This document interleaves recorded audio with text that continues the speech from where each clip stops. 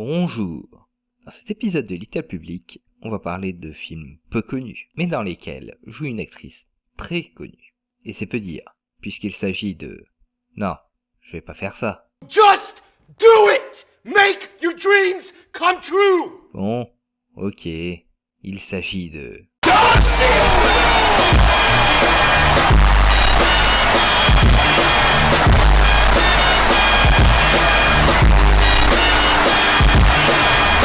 Je sais, ce mème est démodé depuis au moins fin 2015. En vrai, on va parler des actrices qui jouent dans le film Hard Candy et dans le film Super. Vous voyez de qui je veux parler? Toujours pas? Et là, c'est mieux? Donc voilà, c'est d'Ellen Page dont on va parler aujourd'hui, ou plutôt des deux films cités plus haut. Le premier film va nous parler d'une histoire de séquestration, mais où les rôles sont inversés. Le deuxième film, quant à lui, nous montre les déboires d'un mec normal qui joue les super-héros. C'est parti. Générique.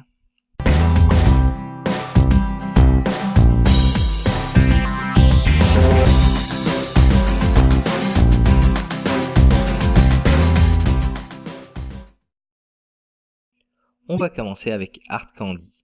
Donc c'est un film sorti en avril 2006 aux États-Unis et en septembre de la même année chez nous. Il a été produit par Paul Allen, le cofondateur de Microsoft. Ce qui mérite d'être signalé. Le scénario a été écrit par Brian Nelson, qui a aussi fait en partie l'adaptation de 30 jours de nuit, et qui a été aussi le producteur exécutif de la série Da Vinci's Demons. Et il a été réalisé par David Slade, qui a aussi travaillé sur 30 jours de nuit, Twilight chapitre 3 et la série Hannibal, qu'il a surtout produit. On y retrouve Patrick Wilson, que vous avez pu voir dans la saison 2 de la série Fargo, dans Watchmen, Insidious ou The Conjuring. C'est moi ou ce film mène au film d'horreur? On y voit aussi Ellen Page, l'un de ses derniers rôles avant de se faire connaître, avec Juno ou Bliss. Et elle a été vue plus récemment dans des films comme Inception ou X-Men Days of Future Past. Ce film nous raconte, au début, la rencontre IRL entre deux internautes. Hayley, âgée de 14 ans, et Jeff, un photographe de mode âgé de 32 ans. Et je pense que je n'ai pas besoin de vous expliquer la suite si c'était une histoire toute simple. Ce qui n'est pas le cas ici. Le photographe emmène l'adolescente chez lui, et là, il se fait droguer et attacher par cette dernière. La jeune fille l'accuse d'être un pédophile et un tueur, et elle essaye de le faire avouer par tous les moyens. On a ici affaire à un film très minimaliste. Il a été tourné en 18 jours, ne compte que 5 acteurs, et sûrement autant de figurants, n'a que 3-4 décors, et il n'a même pas coûté $1 million. Autre anecdote intéressante, le film a plus rapporté en Angleterre qu'aux États-Unis. Ce qui s'explique par le fait qu'il a été diffusé dans peu de salles en Amérique, peut-être à cause de son interdiction aux moins de 16 ans. Le film a eu droit à 13 nominations et a gagné 10 prix en tout genre, dont 7 dans des festivals espagnols. Meilleure actrice, meilleure cinématographie, meilleur réalisateur, meilleur scénario, prix du public et 2 prix du meilleur film. Ce qui est quand même pas mal. Hard Candy a des qualités indéniables, comme le fait qu'il y ait un nombre réduit d'acteurs, ce qui permet de bien centrer l'action sur les deux seuls acteurs principaux. Le film est un huis clos maîtrisé de bout en bout. Une fois qu'elle commence son enquête, on ne décroche plus de l'histoire. On va absolument connaître la conclusion et comment elle va s'en sortir. Et surtout, 2 interrogations vont nous tenir en haleine. Va-t-elle trouver les preuves qu'elle recherche? Et aussi, Jeff est-il vraiment coupable? Car il y a toujours certains doutes qui planent tout le long du film. Ou pendant une bonne partie en tout cas. On a aussi cette envie d'avoir le fin mot de l'histoire grâce à un deuxième élément tout aussi important, qui est le jeu d'acteur, qui est excellent, que ce soit Patrick Wilson ou Ellen Page. À part peut-être au début du film, mais ça vient sûrement des dialogues du scénario, et je reviendrai dessus dans la partie suivante. Ce sont 2 très bons acteurs et ils font un très bon boulot dans ce film. Après, je ne peux pas parler des rôles secondaires qui sont trop peu présents. Il y a par exemple Sandra Oh, qui a le droit à son nom sur la jaquette du Blu-ray, alors qu'on ne la voit que 3 fois dans le film et toutes ces apparitions cumulées ne font que 3 minutes. La musique est peu présente, voire même par moments inexistante, mais ça sert le propos du film, où l'on reste sur les dialogues des personnages, un bon point encore. J'ai pu voir 2 défauts principaux au film, l'un au début du film, et l'autre, globalement, sur le reste. Le premier défaut est lors de la rencontre des 2 protagonistes dans un café tout au début. Les dialogues rendent la situation que l'on voit très bizarre et même dérangeante. Imaginez un couple d'adolescents en train de flirter et imaginez la même scène avec des adultes. Maintenant, faites le mélange des deux en prenant l'adolescente et l'homme. Voilà, vous avez une idée de ce que ça donne. Ça donne une scène en complet décalage avec la réalité, surtout que ça n'a pas l'air de déranger les clients du café ou les employés. C'est peut-être ça le pire. Mais après, je pense que c'est voulu.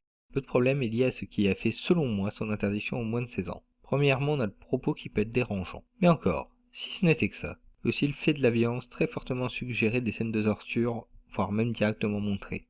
Mais même quand c'est suggéré, ce que l'on voit est largement suffisant. Une scène en particulier, mais je vous laisse la surprise. Hard Candy est un bon film sous bien des aspects.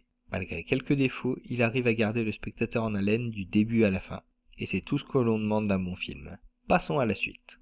Super est un film sorti en avril 2011 aux États-Unis et en décembre 2011 en France. Le film a été écrit et réalisé par une seule et même personne, James Gunn. Ce mec qui a commencé comme scénariste, acteur et réalisateur dans la société de production Trauma, spécialisée dans le gore, a enchaîné avec le scénario des films Scooby-Doo, puis il a travaillé sur l'excellent remake de l'Armée des Morts de 2004, pour finir par bosser en tant que scénariste et réalisateur d'un gros blockbuster, Les Gardiens de la Galaxie. Et, en parlant de ce film, j'ai une petite anecdote. Au moins 9 acteurs secondaires de Super ont joué dans ce film. Dans les rôles principaux, on y retrouve Rainn Wilson, qui a joué dans The Office, mais qui a aussi déjà travaillé avec Ellen Page pour le film Juno, et qui viennent de rebosser ensemble pour le film Robodog qui devrait sortir cette année. On a donc bien entendu Ellen Page, mais aussi Liv Tyler, que vous connaissez sûrement pour le rôle d'Arwen dans Le Seigneur des Anneaux, et enfin Kevin Bacon qui a joué dans Footloose ou plus récemment dans X-Men First Class et la série The Following. Avec ce film, on reste dans les petits budgets avec seulement 2 millions de dollars, ce qui donne un rendu assez cheap au final.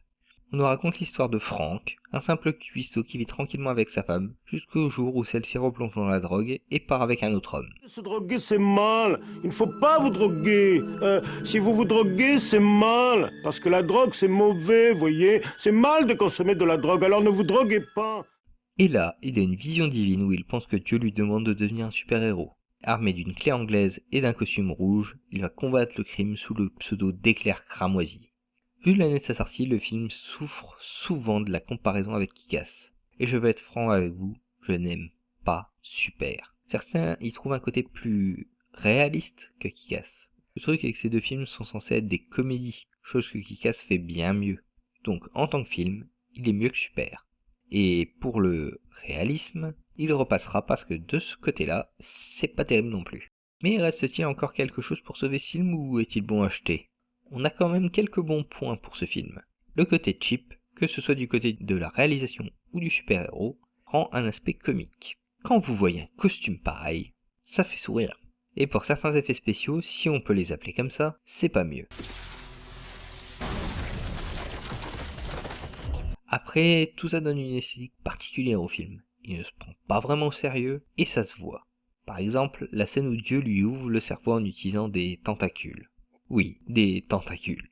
Certains lui trouvent un côté plus subversif que Kick-Ass. C'est vrai que ce film est plus une critique de la société qu'un film sur la condition de super-héros dans le monde réel. Et je pense que c'est là qu'il se perd un peu. Après, il critique un peu tout ce qui fait la société américaine. Et de ce côté-là, c'est bon. Je pense que le film y aurait peut-être plus gagné à ne pas être une comédie. Le côté cheap du film peut rebuter les gens parce que ça donne un côté un peu nanar au film. C'est la combine à nanar d'apporter un Richard. Vendre, acheter, revendre, acheter, avec rien dans les gobelets. Putain, numéro 3, qu'est-ce que t'as foutu ? On va essayer autre chose. Numéro 2, remplace numéro 3 pour cet épisode. Donc je disais que ça donnait un côté nanar au film. Voilà, c'est mieux. Ce genre de film en fait fuir plus d'un. Le deuxième point négatif vient du dernier quart d'heure. Et là, attention, spoilers. Numéro 2, tu vas pas t'y mettre toi aussi ? C'est bon, t'as gagné. Reprenez vos postes respectifs. Donc, si vous voulez pas être spoilé, cliquez sur le timecode qui s'affiche. Attention, spoilers. Donc, le passage que je trouve mal amené, c'est la mort d'Ellen Page.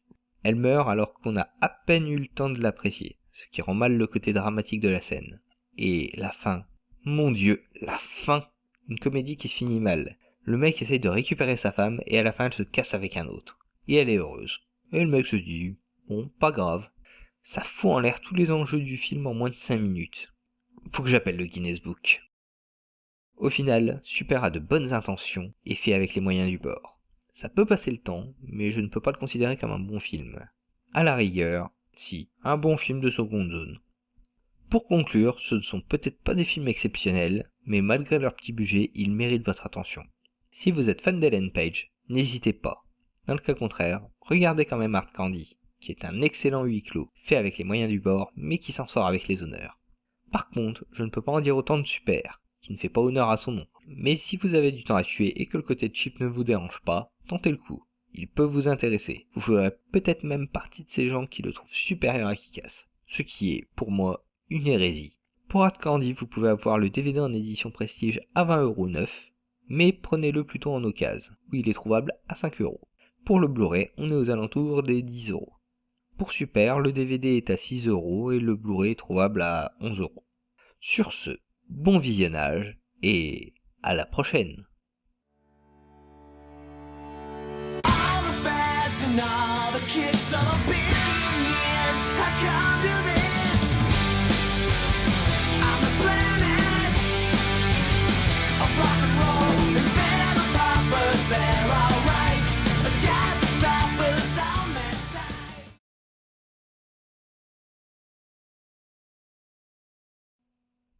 Salut tout le monde!